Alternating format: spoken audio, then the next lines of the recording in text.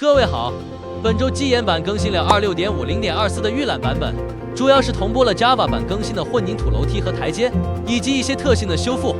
直接进入正片吧。首先加入了 Java 版这周快照更新的混凝土楼梯和台階，本次更新補全了混凝土系列在樓梯和台階上的空缺，合成方式和 Java 版基本一致，其他的就不再多說了。但是混凝土同樣不能在切时机内切制获得楼梯或台階，还有废弃营地中宝箱的更新，和 Java 版一样，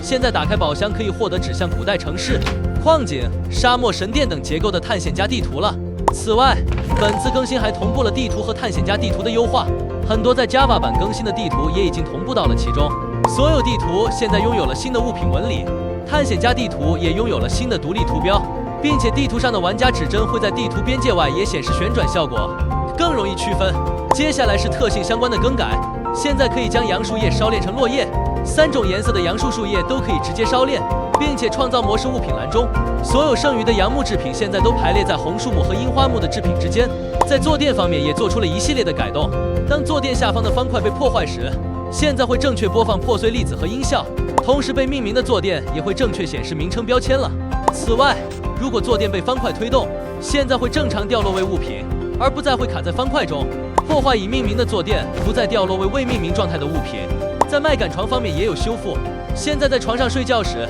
睡眠視角不再位於玩家上方過高的位置，同時修復了稻草床的紋理，使其不再包含浮動像素。此外，本次更新還修復了硫磺尖刺和滴水石錐的生長速度，